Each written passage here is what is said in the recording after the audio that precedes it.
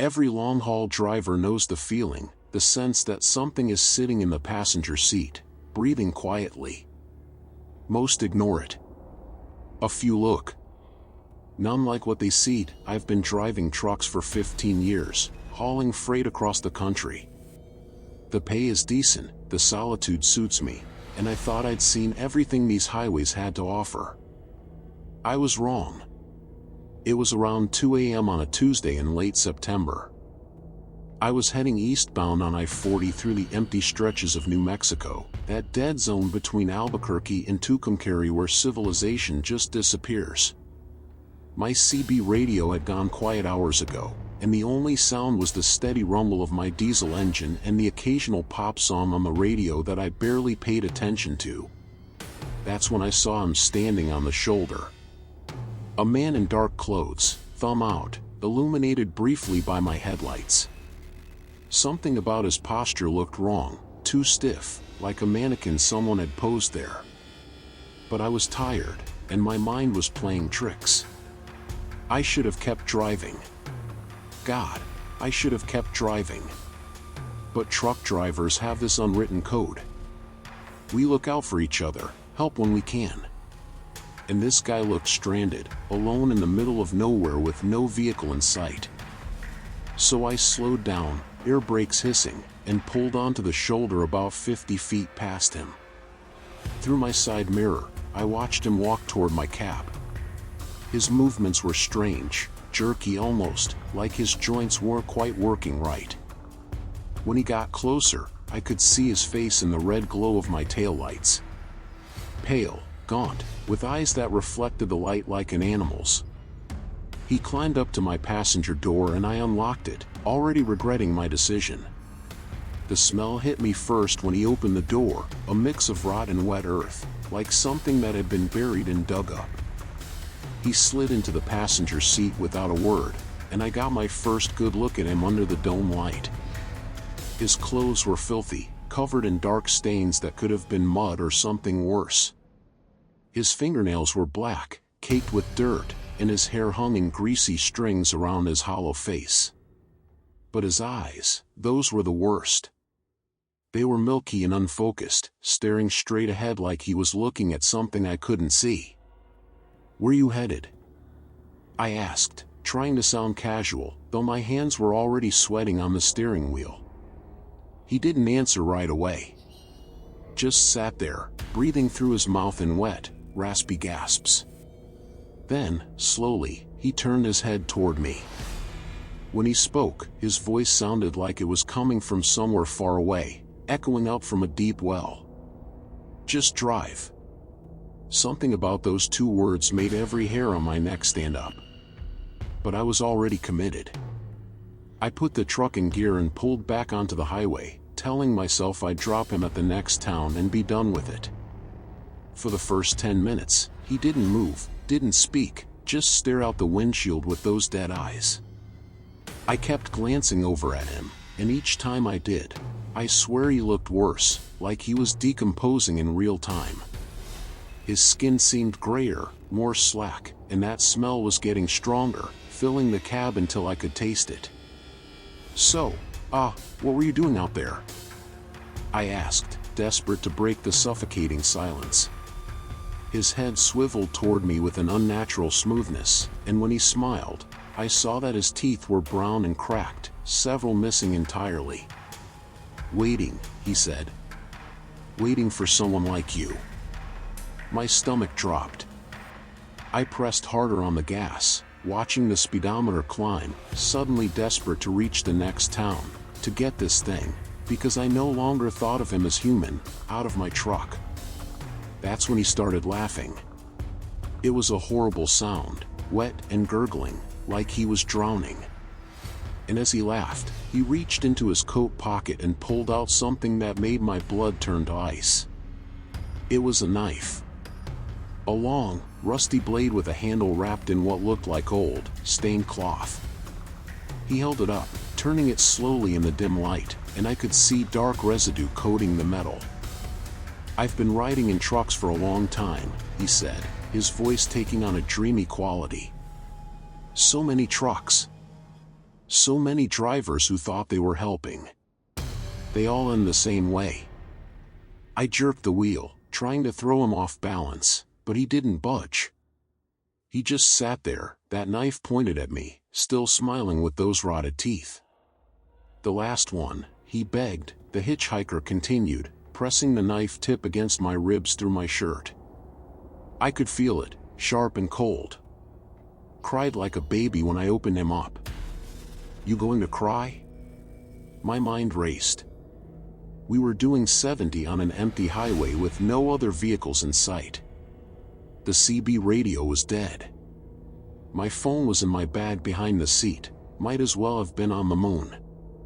I was alone with this thing, and I knew with absolute certainty that he'd done exactly what he was describing, probably many times. I did the only thing I could think of. I slammed on the brakes. The truck shuddered and screamed, tires smoking, air brakes shrieking.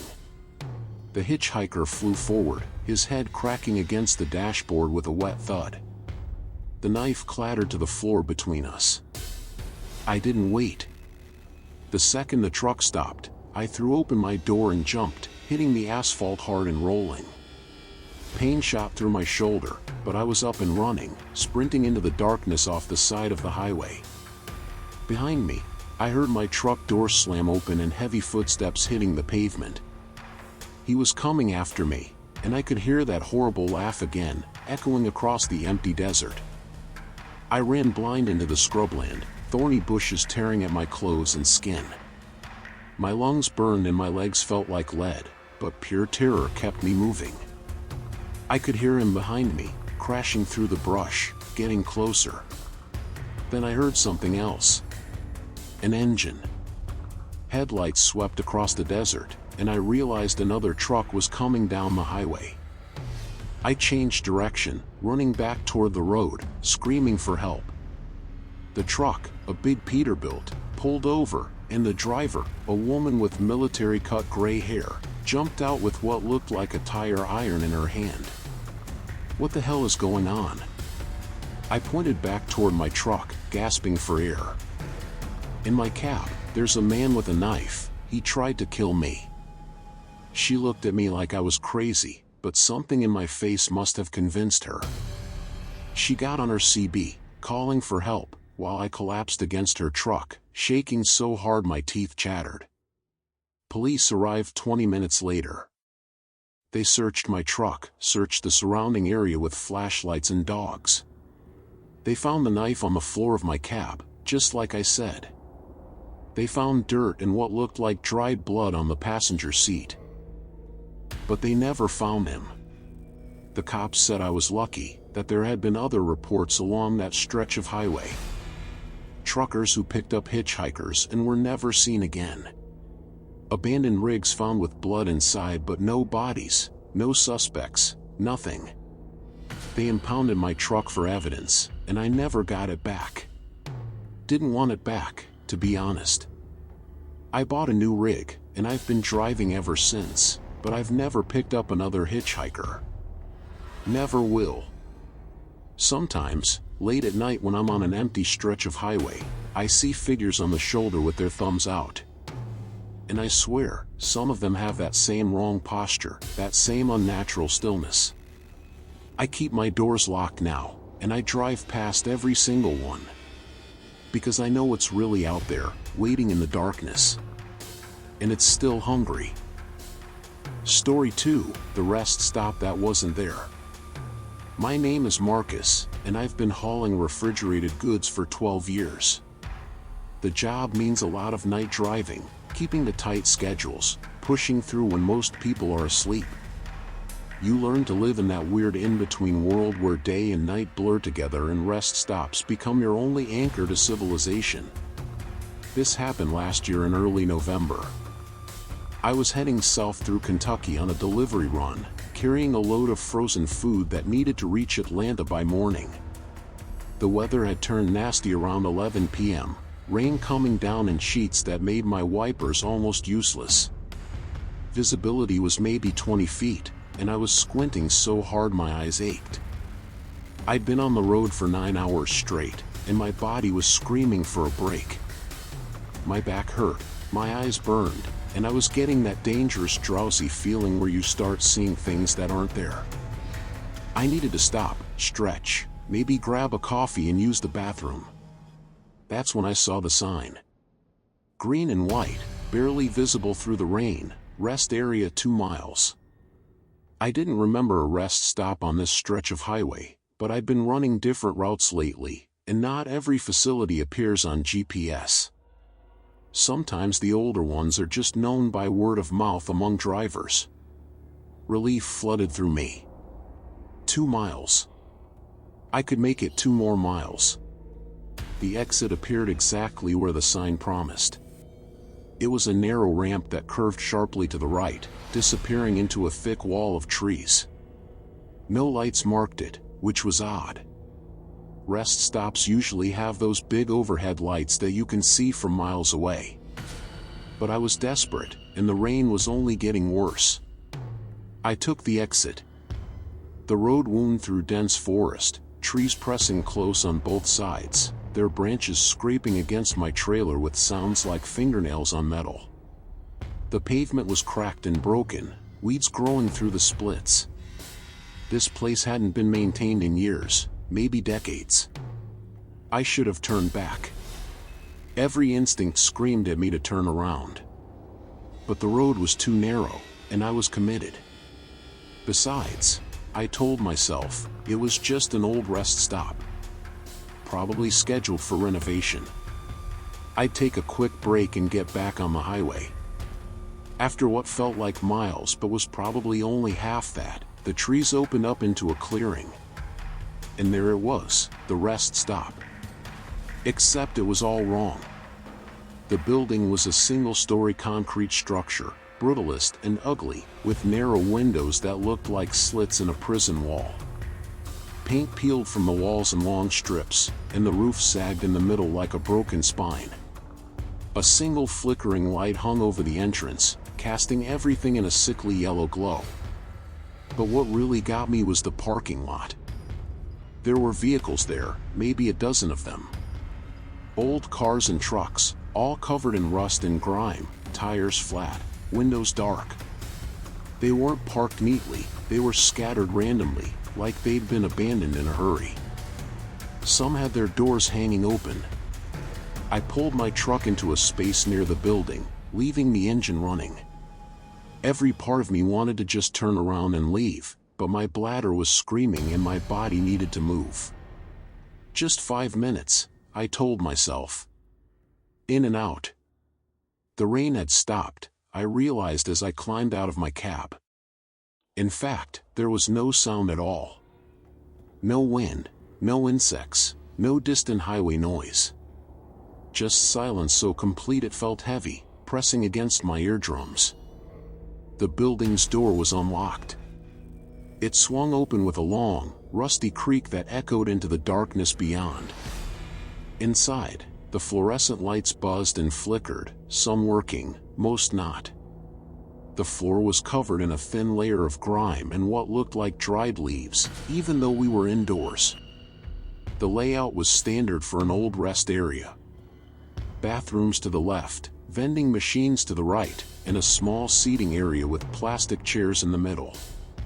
But everything felt off, like a set designer had built it based on a description rather than actually seeing a real rest stop.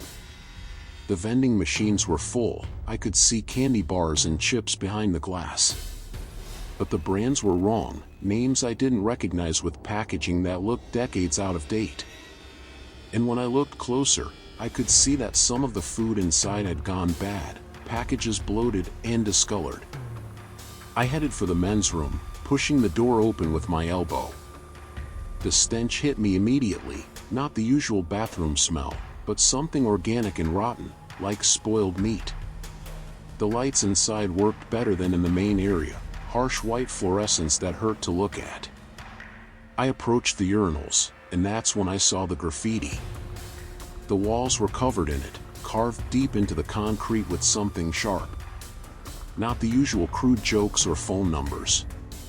These were messages, dozens of them, scratched in desperate, jagged letters. Don't leave your truck.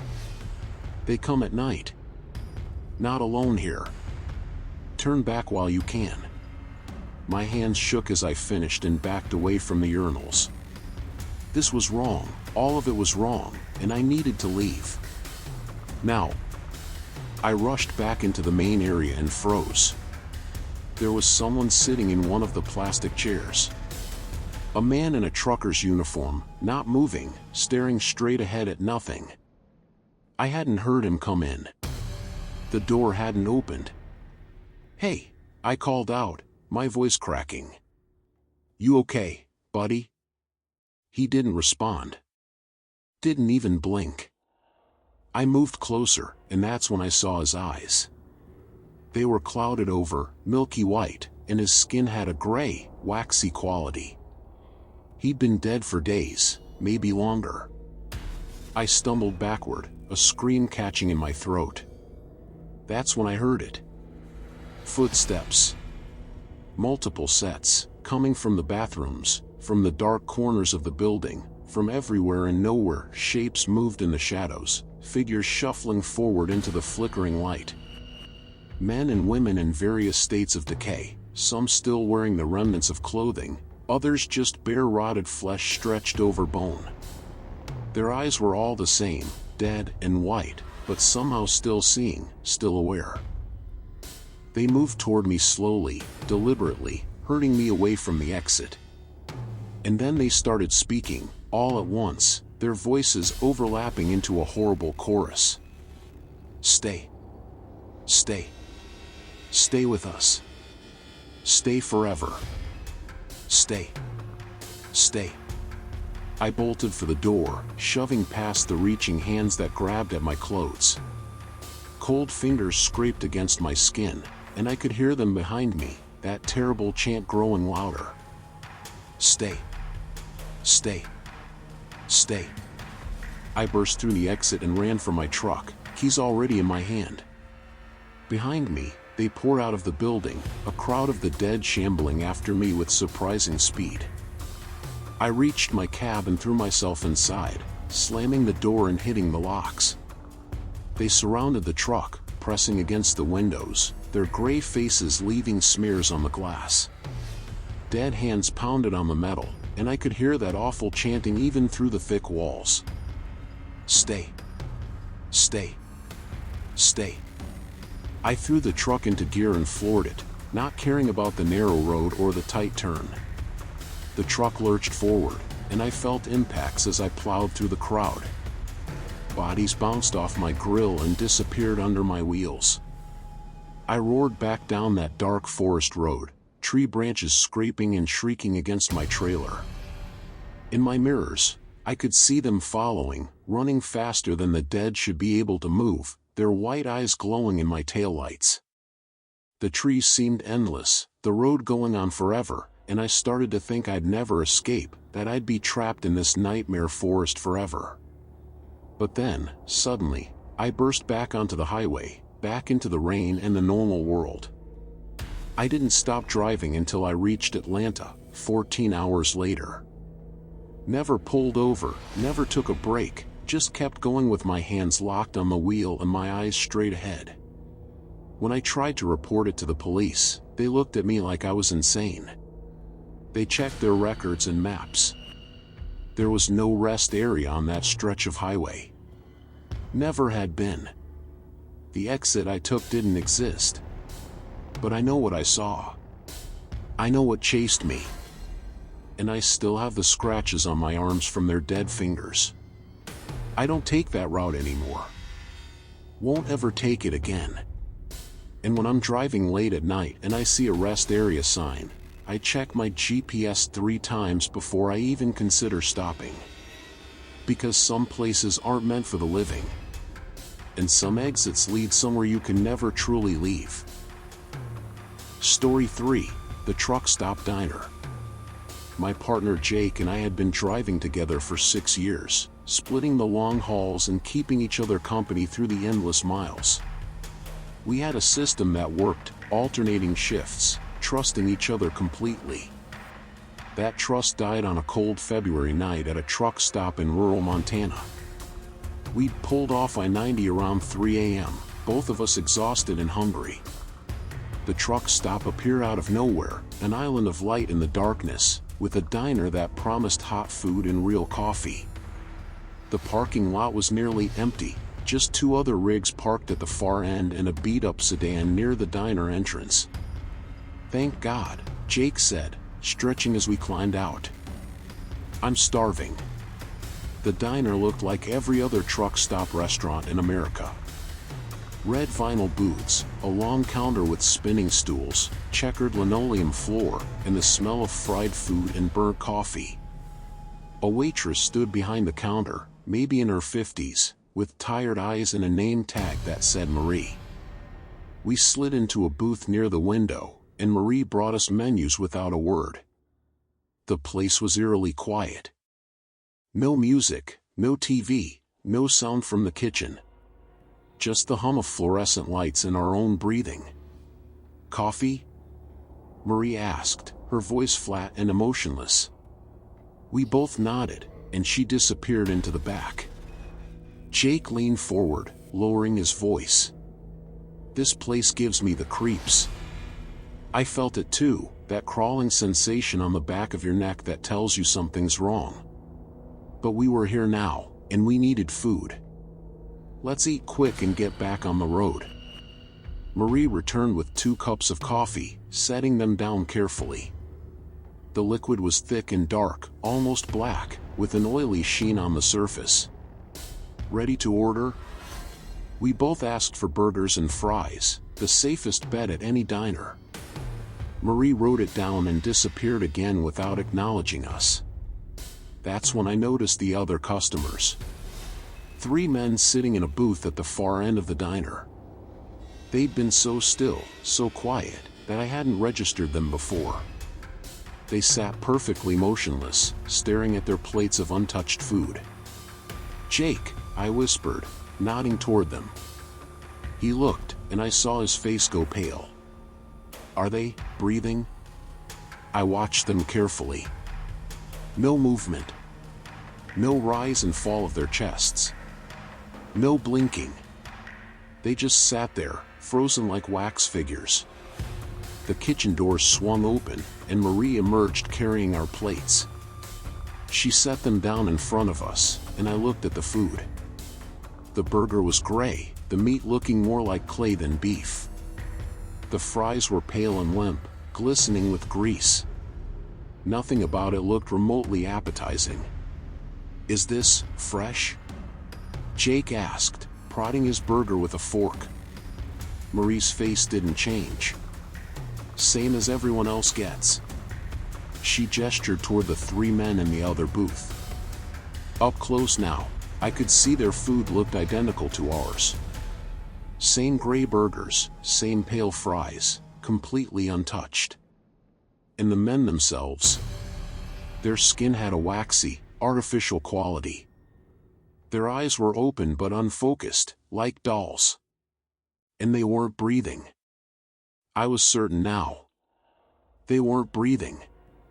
"We need to go," I said, standing up. Marie moved faster than should have been possible, suddenly blocking our path to the exit. Her pleasant waitress mask slipped, and underneath was something cold and hungry. "You haven't finished your meal," she said, and her voice had changed, becoming deeper, resonating from somewhere that shouldn't exist inside a human body. Jake backed toward the window, and I saw his eyes widen. "The truck. Look at the truck." I turned. Our rig was still in the parking lot, but something was wrong with it. The colors looked faded, like an old photograph. And through the windshield, I could see shapes sitting in the cab. Shapes that looked like us. "You're already here," Marie said, smiling now. Her teeth were too white, too perfect, and there were too many of them. "You've been here for a long time. Just like them." She pointed to the 3 men in the booth. They turned their heads in unison, all looking at us now with those dead, glassy eyes. "You pulled off the highway 12 years ago," Marie continued. "Stopped for a meal. Never left. This is where you've been all along, sitting in that booth, pretending to be alive. That's insane, Jake said, but his voice shook. We just got here. We're leaving right now. He tried to push past Marie, but his hand went right through her like she was made of smoke. She laughed, a sound like breaking glass. You can't leave. You never leave. They all try, at first. She gestured around the diner, and I saw them now. Dozens of people sitting in booths and at the counter, all perfectly still, all with that same dead stare. Truckers, travelers, families. All trapped. The lights flickered, and suddenly I wasn't sure anymore. How long had we been sitting there? I tried to remember pulling into the parking lot, but the memory felt thin, like a dream. Jake's face looked strange, too pale, his eyes reflecting the fluorescent light in a way that didn't seem right. No, I said, shaking my head. This is a trick. Some kind of gas, making us hallucinate. Marie's smile widened impossibly. Look at your hands. I looked down. My hands were translucent, I could see through them to the table below. Next to me, Jake was staring at his own hands with an expression of growing horror. We're dead, he whispered. We're dead and we didn't even know it. The diner began to change around us. The walls were stained with years of grime. The booths were torn and moldy. The floor was covered in dirt and leaves. And the other customers started to move, turning their heads toward us, mouths opening to reveal black voids where throats should be. I don't remember what happened next. Memory breaks down at that point, fragmenting into images that don't quite connect. I remember screaming. I remember Jake trying to run and passing through the wall like a ghost. I remember Marie's laughter echoing forever. And then I was outside, standing in the parking lot. Our truck was gone. The diner behind me was dark and abandoned, windows broken, the sign hanging by one chain. It looked like it hadn't been open in decades. Jake stood next to me, and when we looked at each other, we both knew. Something had changed. Something fundamental. We weren't the same as we had been. We got back on the highway, somehow back in our truck even though it had been gone a moment before. And we drove. We've been driving ever since. Sometimes we stop at truck stops, try to eat, try to sleep. But the food has no taste, and sleep never comes. Other drivers look through us like we're not there. Our CB radio never picks up anyone. Our families, when we tried to call them, said we'd died years ago in an accident. We're still out here, on these highways, trapped in a loop we can't escape. And sometimes, late at night, we see that diner again, appearing out of nowhere with its lights on and Marie waiting at the counter. We never stop there anymore. We just keep driving. Forever driving. Wondering if we'll ever find a way out, or if this is all there is now. This endless road, this eternal night, and the knowledge that we've already been dead for years. Story 4, the convoy that followed me. I've been a long-haul trucker for 23 years, and I thought I'd seen everything these roads could throw at me.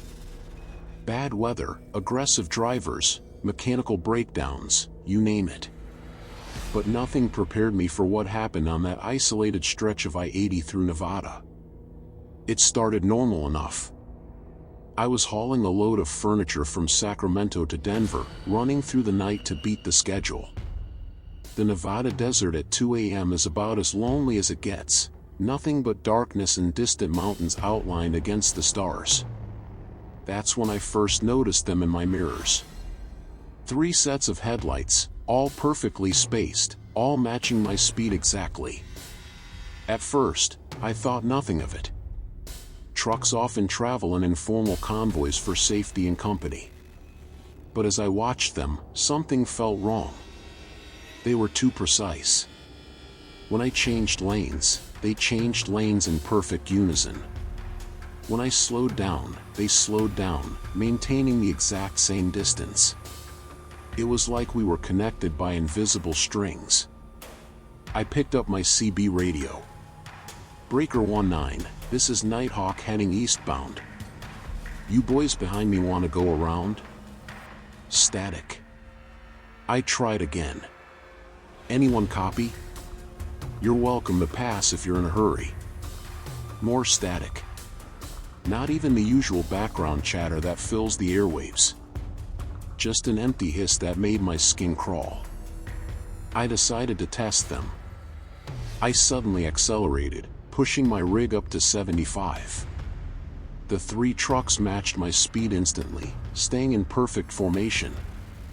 Then I slowed to 55. They slowed too, never getting closer, never falling behind. That's when I noticed something that made my blood run cold. In the faint glow of their headlights, I couldn't see any details.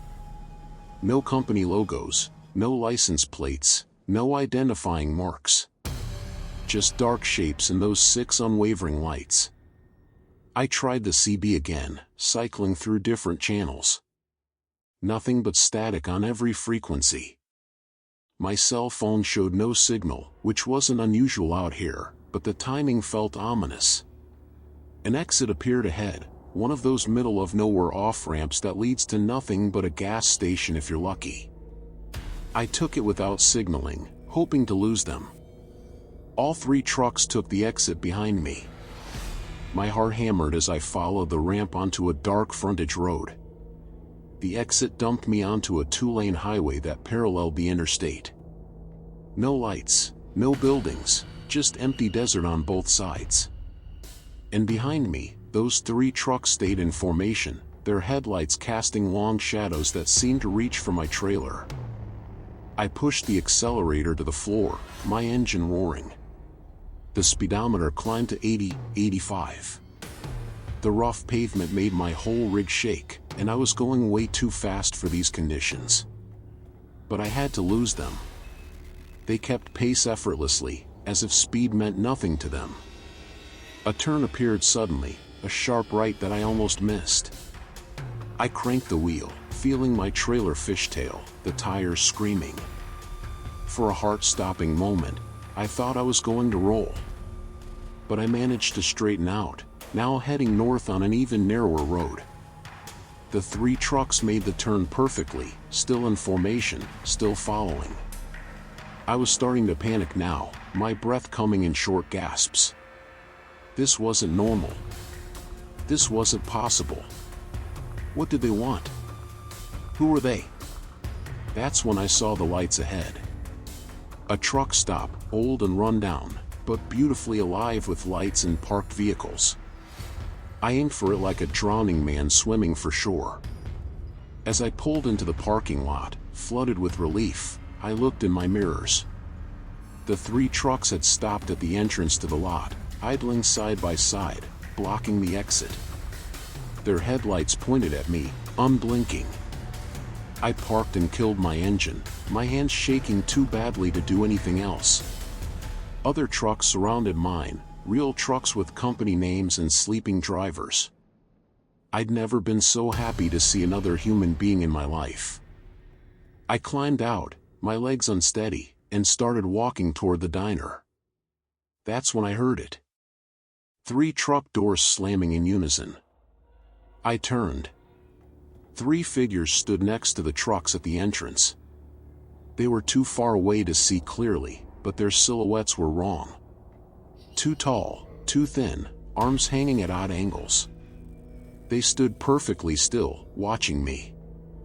I ran for the diner, burst through the door, and found an older driver sitting alone at the counter. "Call the police," I gasped. "There's something out there, following me." He looked at me with sad, knowing eyes. "The convoy?" I nodded frantically. He sighed and gestured for me to sit. "Happens sometimes on these desert routes.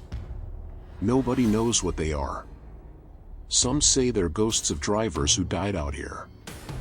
Others think they're something else, something that uses the trucks as a disguise. But what do they want? To add to their number, he said quietly. Every truck they follow, every driver they chase, eventually joins them. One way or another. I looked out the window. The 3 trucks were still there, and now I could see the figures more clearly in the diner's light. They weren't human. Couldn't be. Their faces were blank and smooth, like unfinished sculptures. How do I get away? I asked desperately. You don't run, the old driver said. You can't outrun them. You wait for daylight. They only hunt at night. So I waited.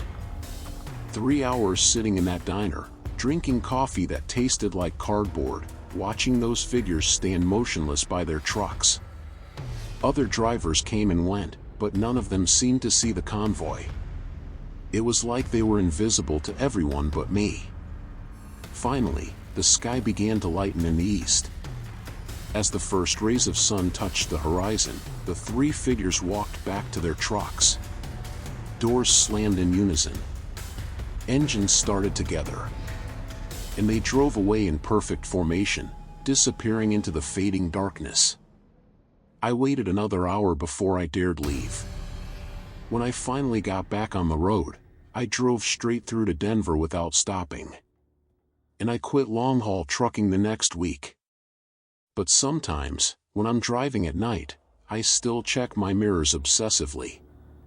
Because I know they're still out there, hunting the lonely highways, looking for the next driver to join their endless convoy. And I wonder if I really got away that night, or if I'm just waiting for the moment when I look in my mirror and see those 3 sets of headlights again, perfectly spaced, perfectly synchronized, coming to collect what they consider already theirs. Story 5, the way station. I'd driven past that way station 100 times in my career.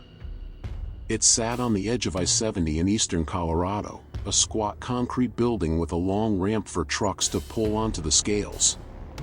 Usually, they waved you through with barely a glance. Just part of the routine. This time was different. It was late October, around 10 p.m., and I was hauling a load of machinery parts to Kansas City. The temperature had dropped hard after sunset, and a thin fog was rolling across the highway, making everything look ghostly in my headlights. The electronic sign at the way station exit lit up. All trucks must enter. I sighed and put on my turn signal. I was tired, behind schedule, and the last thing I needed was a delay. But you don't ignore way station orders unless you want a ticket and a full inspection. The ramp was darker than usual. Most of the overhead lights were out, leaving only a few dim bulbs struggling against the fog. I could see the building ahead, its windows glowing yellow, but no other trucks around. Strange. This station usually had at least a few rigs waiting. I pulled onto the scale and waited. The usual electronic readout that shows your weight was blank. I waited another minute, then 2. No one came out. No voice on the intercom. I was about to just leave when the building door opened, and a figure in what looked like a highway patrol uniform walked out. He moved strangely, his gait stiff and jerky, like his knees didn't bend right. He approached my cab, and I rolled down my window. The fog was so thick now I could barely see the building behind him. "License and registration," he said, and his voice was wrong too. Flat and toneless, like a recording played at the wrong speed. I handed over my documents, and he studied them under a flashlight. His face was pale in the beam, almost gray, and his eyes didn't reflect the light the way they should. They were matte black, like buttons. "You're overweight," he said, even though the scale hadn't displayed anything. "I don't think the scale is working," I replied carefully. "The readout's blank." He didn't seem to hear me. "You're overweight. You need to come inside and settle your fine." Every instinct screamed at me not to leave my truck. Can't I just pay here? No. His voice took on an edge. Inside. Now. Before I could respond, he turned and walked back toward the building, my documents still in his hand. I sat frozen, debating whether to just drive away. But without my license and registration, I'd be in serious trouble at the next railway station. Cursing under my breath, I climbed out and followed him. The fog swallowed me immediately. I could barely see 3 feet ahead.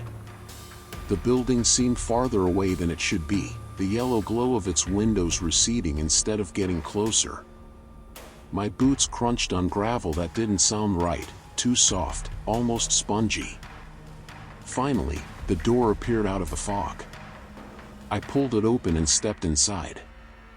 The interior looked like a normal way station office. Desk, filing cabinets, a water cooler in the corner. But everything was slightly off. The angles weren't quite right, the shadows fell in impossible directions, and that yellow light came from fixtures that didn't actually have bulbs. The officer stood behind the desk, my documents spread out in front of him. There were 3 other officers in the room now, all with that same gray skin and those flat black eyes. They watched me without blinking. "Your vehicle is overweight by 8,000 pounds, the first officer said.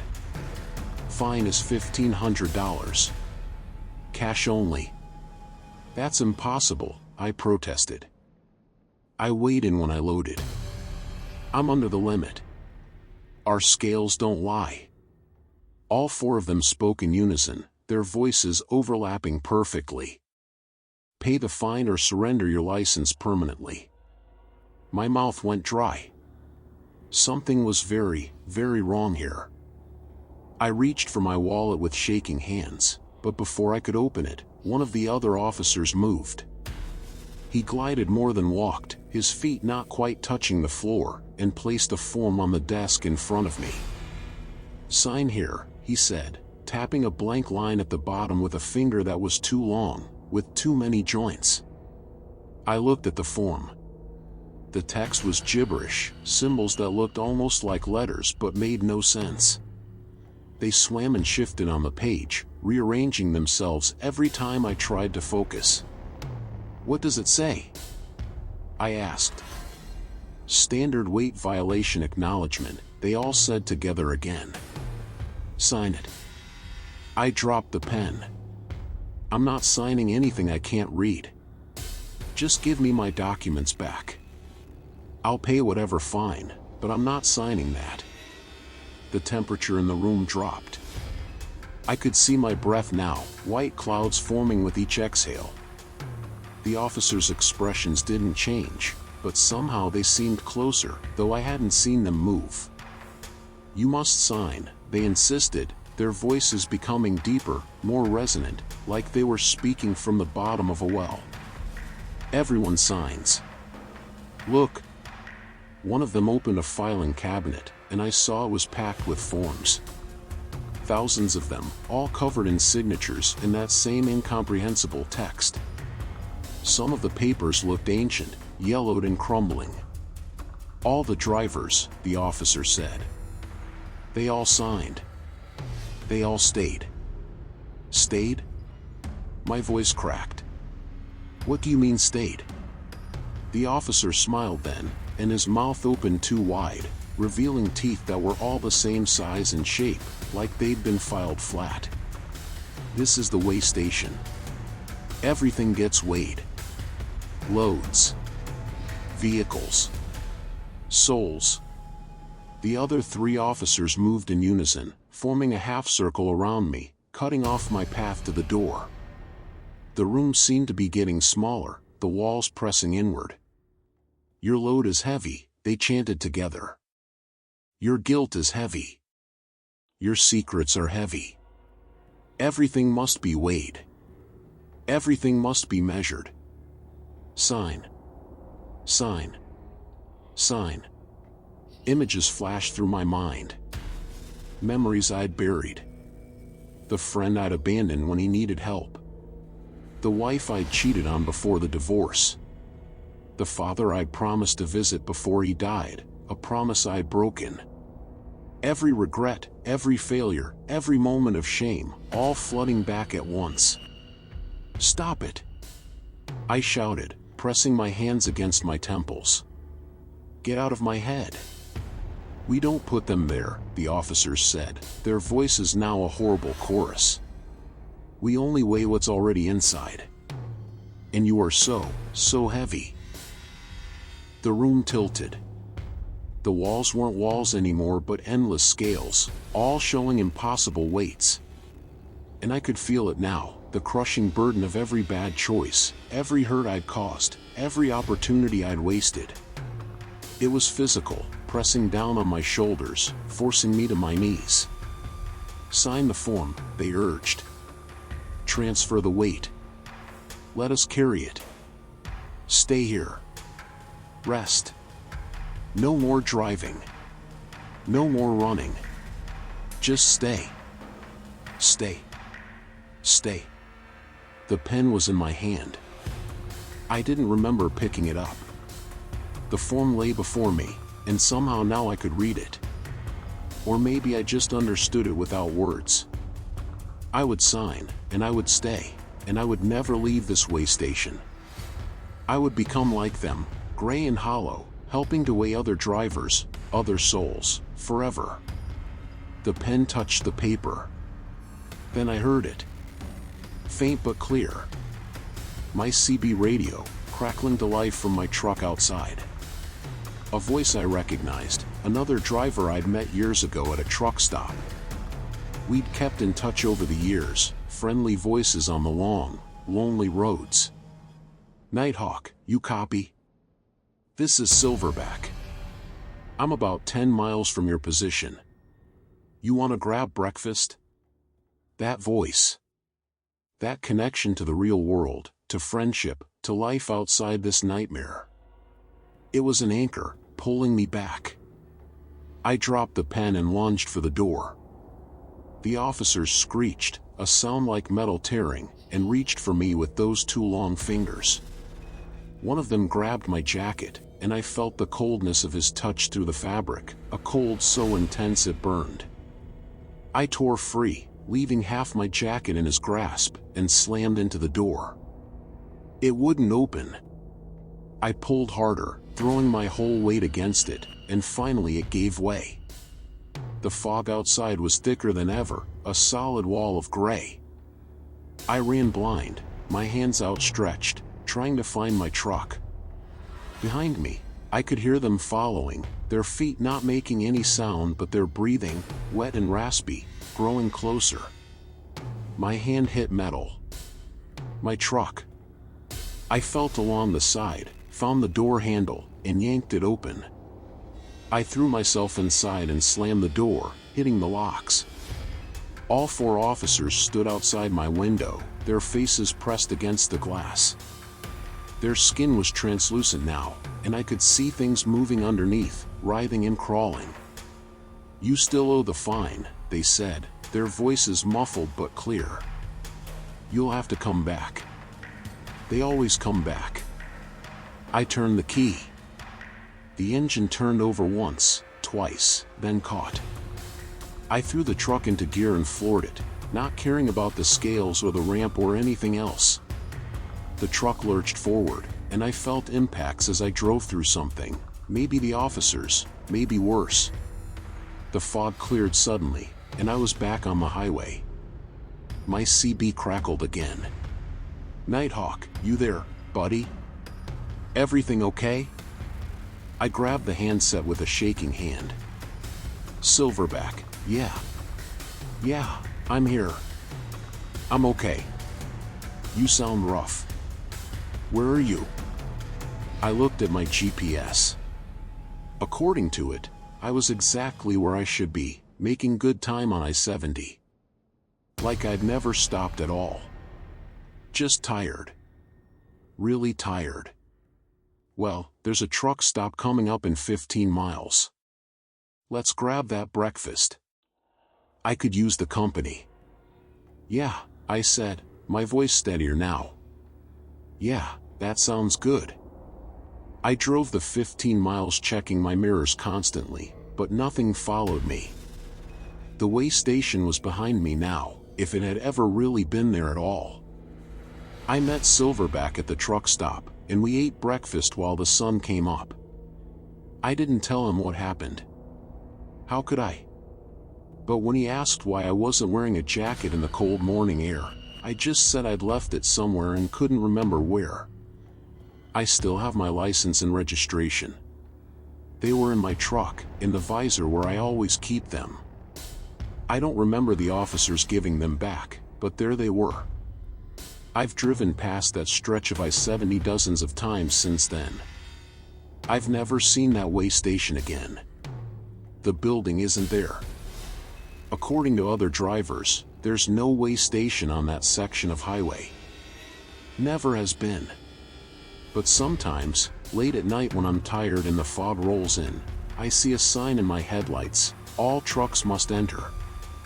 And I keep driving, pushing past it, ignoring the pull that tells me to stop, to turn in, to finally pay the fine I still owe. Because I know if I stop there again, if I walk into that building and pick up that pen, I'll never leave. I'll join them, gray and hollow, weighing other souls for all eternity. And the worst part? Sometimes I want to. Sometimes the weight of everything I carry feels too heavy, and the idea of just stopping, of staying in one place forever and letting someone else carry it, sounds like peace. But then I remember that voice on the CB. That connection. That reminder that I'm still alive, still driving, still part of this world. So I keep moving. Always moving. Because the moment you stop on these highways, something's always waiting to weigh whether you deserve to keep going. Story 6, The Crying Child. Some sounds you never forget. For me, it's the sound of a child crying in the middle of the night on an empty highway. I've been hauling freight for 11 years now, and that sound still wakes me up sometimes, even though I know it shouldn't. It was a humid June night in Alabama, the kind where the air feels thick enough to chew. I was heading south on Highway 43, a two-lane road that cuts through miles of pine forest.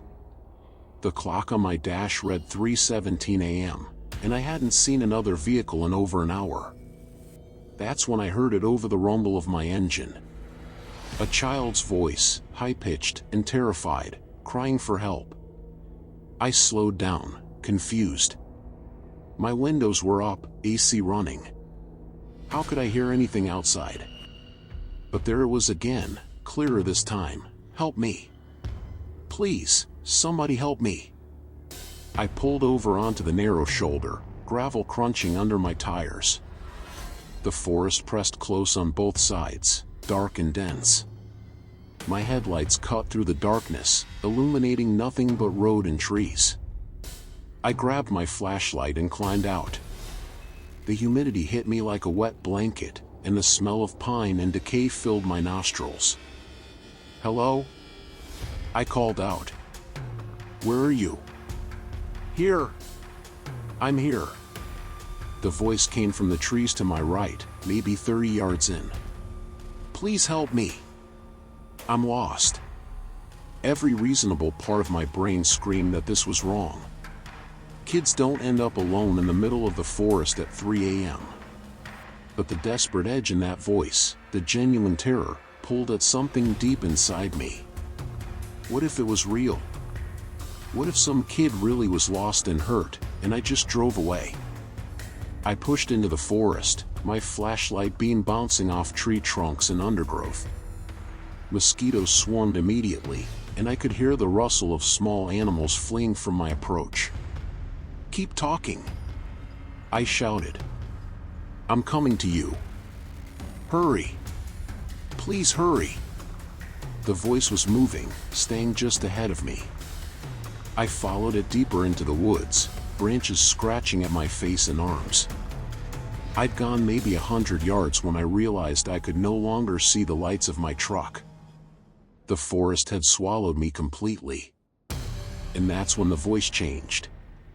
It was still crying, still calling for help, but the pitch was wrong now. Too perfect, like a recording played at slightly the wrong speed. And it was coming from multiple directions at once, surrounding me. I spun in a circle, my flashlight jerking from tree to tree. "Who's there? What do you want?" The crying stopped. In the sudden silence, I could hear my own heartbeat pounding in my ears. Then came a new sound. Laughter. High-pitched and childlike, but wrong in ways I couldn't articulate. It echoed through the trees, coming from everywhere and nowhere. Something moved in the darkness beyond my flashlight beam. A small figure, child-sized, darting between the trees too fast to be human. Then another on my left. Another behind me. They were circling, and that laughter continued, building in intensity. I ran. Pure panic drove me, and I crashed through the undergrowth, no longer caring about direction, just needing to get away. Branches tore at my clothes and skin. I tripped over roots and nearly fell a dozen times. The figures followed. I could see them in my peripheral vision, small pale shapes that moved with unnatural speed and grace. And they were hurting me, I realized. Pushing me in a specific direction. I burst into a clearing and stopped, gasping for air. In the center of the clearing was a pile of something. I raised my flashlight with a trembling hand. Bones. Human bones. Dozens of skeletons in various states of decay, some recent with flesh still clinging to them, others ancient and yellow with age. And among them, belongings. Wallets, keys, cell phones, clothes. All the remnants of people who'd stopped to help a crying child. The laughter surrounded me now, and the figures stepped into my flashlight beam. They looked like children, but their proportions were wrong. Arms too long, fingers with too many joints, heads that tilted at impossible angles. Their faces were smooth and featureless except for mouths that split their faces in half, filled with needle-sharp teeth. "Thank you for stopping," they said in unison, in that perfect mimicry of a child's voice. Everyone stops. Everyone wants to help. And everyone stays. They moved closer, those impossible mouths opening wider. I backed away, but there was nowhere to go. The clearing was small, and they blocked every path out. I was going to die here. Join the pile of bones. Another person who'd made the mistake of being kind. Then I heard it. A real sound, not whatever these things were mimicking. A truck engine, and it was getting closer. The creatures heard it too. They stopped advancing, their heads swiveling toward the sound. Through the trees, I could see lights approaching, a big rig coming down the highway. I didn't think. I just ran, straight at the smallest gap in the circle of creatures. One of them grabbed at me, those long fingers raking across my back, but I broke through. I ran harder than I'd ever run in my life, crashing back through the forest toward those lights.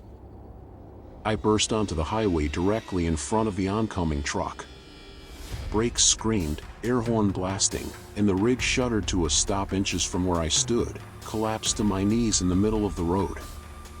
The driver, a large man with a graying beard, jumped out. "What the hell are you doing, man? I almost killed you." I pointed back at the forest, trying to explain, but no words came out. He looked where I was pointing, and his expression changed. He saw something, though I don't know what. Maybe the creatures watching from the shadows. Maybe just the wrongness of the place. "Get in my truck," he said quietly. "Right now." I didn't argue. I climbed into his passenger seat, and he got us moving again, building speed quickly. As we pulled away, I looked back. The forest was dark and still, no sign of the creatures. But in my side mirror, I thought I saw small figures standing at the edge of the trees, watching us leave. The driver didn't speak for about 10 miles. Finally, he said. The crying child? I nodded. It's got a lot of drivers over the years. I've heard it myself, but I'm old enough to know better than to stop. You're lucky you got out. What are they? I managed to ask. He shrugged. Don't know. Don't want to know. Things that hunt these roads, using whatever bait works. Crying kids, injured people, pretty girls needing rides. They find our weak spots and exploit them. He drove me back to my truck, which was right where I'd left it, untouched. My keys were still in the ignition. It was like no time had passed at all. Before I got out, he gave me one piece of advice. If you hear someone calling for help at night, in the middle of nowhere, keep driving. Call the police if you have signal, but don't stop. The real people who need help, they'll survive until morning. The things pretending to need help, they only hunt at night. I thanked him and watched him drive away. Then I got in my truck, locked every door, and drove straight through to my destination without stopping once. I found deep scratches across my back later, for parallel lines that looked like they'd been made by fingers. They scarred badly, and I still have them. Sometimes when I touch the scars, I can hear that laughter, faint and far away. I still drive at night. Still make my deliveries. But I never stop for anyone anymore, no matter how desperate they sound. I've heard the crying child twice more since that night, on different highways in different states. Each time, I keep my windows up, my doors locked, and my foot on the gas. Because I know what's waiting in those woods. And I know that the pile of bones in that clearing gets bigger every year, fed by people who just wanted to help, who couldn't drive past the sound of someone in need. Sometimes kindness is a trap. And on these lonely highways, the things that hunt us have learned exactly which bait to use.